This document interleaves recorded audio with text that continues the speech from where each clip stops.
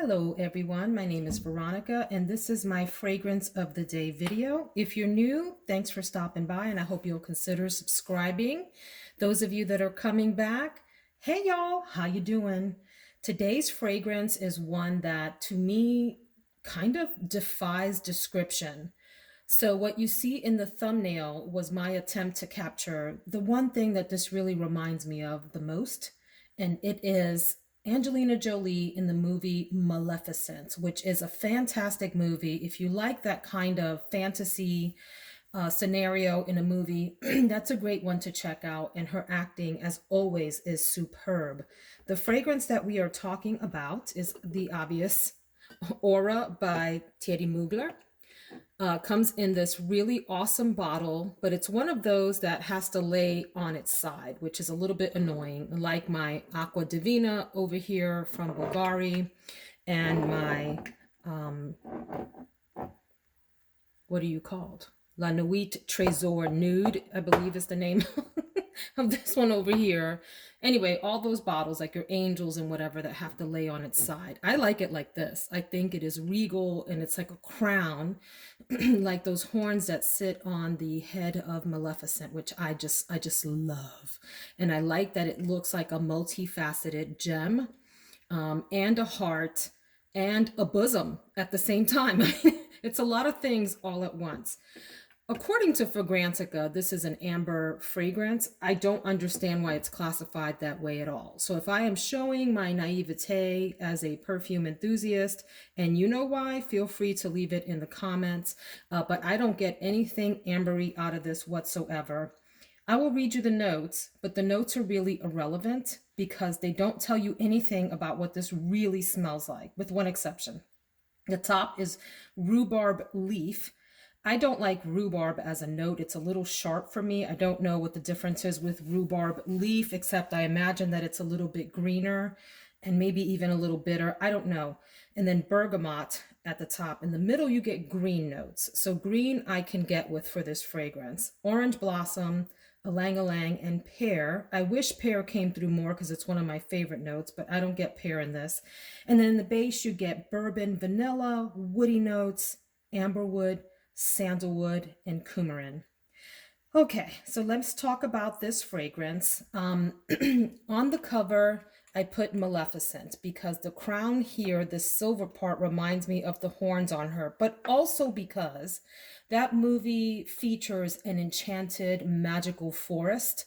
And so this fragrance reminds me of that kind of scene. So in the background of the thumbnail, you see a blurred out picture of a forest.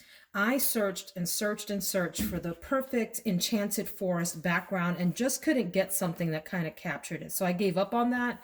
And I also didn't put any notes in the thumbnail. Lately, I've been trying to pick out certain notes that stand out to me from the fragrance and finding images of that and putting it in the thumbnail. But the reason I didn't do that is because to me, this defies description. There isn't any particular note that stands out to me anywhere in the composition. Not at the top, not in the middle, not in the base either. Instead, to me, this is like an orchestra of really interesting sounds translated into fragrance throughout the life of the perfume as it lives and breathes on your skin.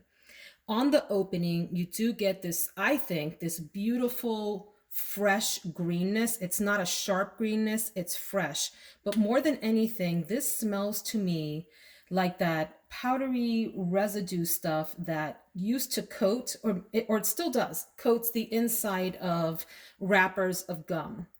And I'm thinking especially of some of the minty, fruity combinations of gums. And I can't think of any name in particular, of course, now that I'm trying to describe it to you all. But when you open the wrapper, the scent that's inside of that powder, not the way that the powder tastes to your nose. You know how you inhale something and it creates a taste sensation? Not that, just the pure smell of the powder, like this bubblegummy sweetness with like a mentholy, Pepto-Bismol even background. And I like it. It's a really fun opening experience for this fragrance.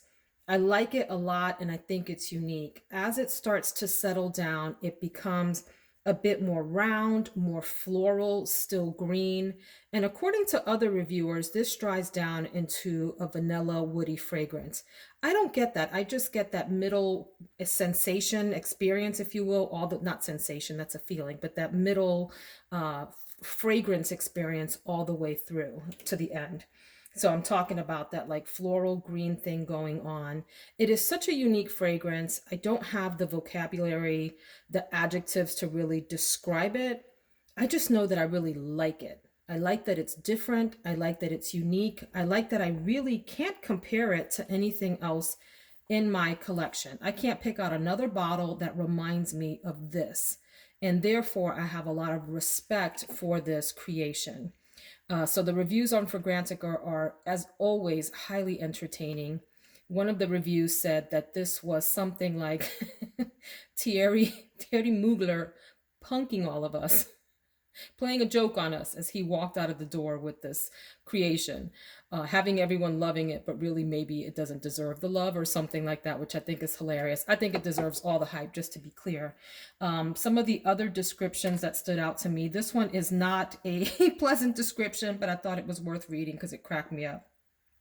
The person says, I noticed the opening is like a hot pink dollar store cough medicine, spearmint chewing tobacco, and something fruity and pleasant. I longed for that part to come through more, but it never really did. After a moment, I caught a deep smoky note, and the whole of it started to remind me of a burning household trash. Not exactly pleasant, but interesting in a way that didn't make me want to run for the hills. After that, a very distinct note of circling a small tire fire with PTA, like Parent Teacher Association, PTA overachiever types from the 90s, Midwest suburb, who were all doused in various drugstore body sprays and carried Coach purses with mint gum and travel size Aquanet inside. After this, a somewhat dusty, powdery herbal note takes over and it's quite a relief. Then the vanilla comes to the front, which is grounding and pleasant. Cracks me up. This person didn't get any of the luscious green that others mention in here. I don't think this is a luscious green. I think it's a little bit of like an astringent green. Does that make sense? An astringent green. Okay, another review. And I love these Fragrantica descriptions where people sit here and write these super long, over romanticized versions of what the perfume reminds them of. But I find them entertaining. So this one says, imagine you're lost in a dense forest. It begins raining hard, and within moments, the smell of wet foliage fills your nostrils. Thankfully, however, you soon stumble upon a small log cabin and knock on the door. A friendly woman answers and invites you inside. The cabin is lovely, albeit a tad rustic, but it's cozy, warm. Immediately you're at home here. To top it all off, the woman has cookies baking in the oven, and she's more than happy to share them with you. By the time the rain stops, your stomach is full with baked goods, and you're sound asleep in the cabin's spare bedroom. I don't get any of that. The person goes on to say basically that this reminds them of damp greens, rustic woods, and warm vanilla. Again, no, no, no, no, no, none of this for me. It's not a damp, luscious garden green. It's to me, it's a more sort of cold metallic green set of notes there. It's again, I'm having a really hard time describing it. Someone else said that it reminds them of Dior's Poison, which I do have, and I don't get the relationship to that. I have, actually, let me spray that off screen and just make sure. Hang on. Okay, I just reacquainted myself with Poison from Dior, and I disagree. I guess I get where the person is making that relationship, but to me, this one, if fragrances have colors, this is like the deepest, darkest, most emerald green with hints of purple even in the background, whereas this green is more like the bright color of fresh grass kind of green. It doesn't smell like grass, but does that make sense to you guys? I always think of fragrances as looking like artwork, right? Like a landscape of some sort, and also having colors associated with them. But anyway, this reviewer goes on to say, Aura is a forest sprite that wears shoulder pads. She's half fairy and half Wolf of Wall Street. She's Sigourney Weaver and Melanie Griffith in Working Girl. This is a time traveling 80s gourmand, very dynasty. I don't get gourmand from this at all. There's nothing about it that makes me want to eat anything. Again, I just have such a hard time describing this. It's green, it's light, it's fresh, but it's also deep and interesting. It's a love. It's a love for me. That's it. End of story. I really like it. Reminds me of the character Maleficent. Speaking of Angelina Jolie, in that movie and in life, this fragrance is like her. Hard to describe. Very fascinating personality. Multifaceted, right?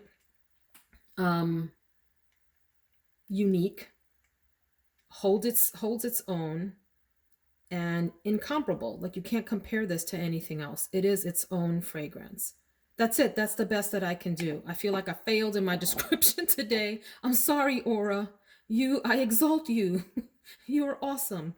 And I'm sorry that I didn't do you justice in my description. But that's the best that I have for you all today. This is a love for me. If you like interesting, different, and weird fragrances that are hard to compare to anything else, that will help you stand out from the crowd, and you don't mind not smelling, super girly or super sweet or any of those sort of typical kinds of fragrance desires, you might want to check out Aura from Mugler. It's a yes for me. Have a great day, friends.